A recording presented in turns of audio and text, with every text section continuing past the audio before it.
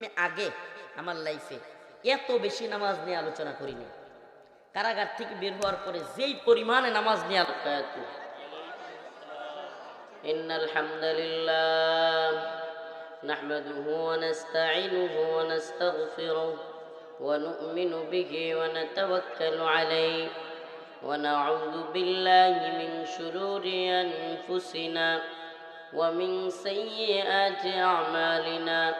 من يهده الله فلا مضل له ومن يضلل فلا هادي له ونشهد أن لا إله إلا الله وحده لا شريك له أما بعد فأعوذ بالله من الشيطان الرجيم بسم الله الرحمن الرحيم قد أفلح المؤمنون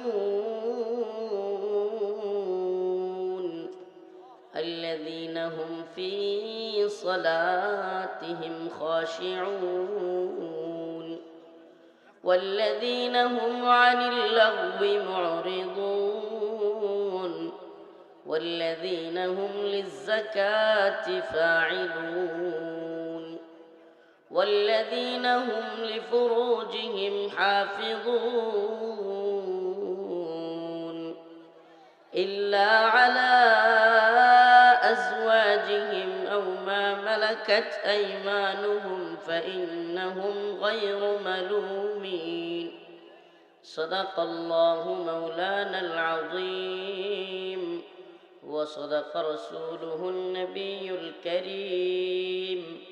ونحن على ذلك من الشاهدين والشاكرين والحمد لله رب العالمين সকলে একটু দুরূদ শরীফ পড়েন আল্লাহুম্মা সাল্লি আলা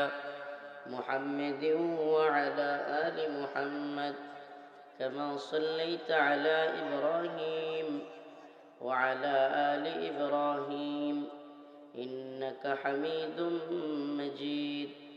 اللهم بارك على محمد وعلى آل محمد كما باركت على إبراهيم وعلى آل إبراهيم إنك حميد مجيد বেলতল দারুন নেজাত কওমি মহিলা মাদ্রাসা মহেশপুরা নান্দাইল ময়মনসিংহ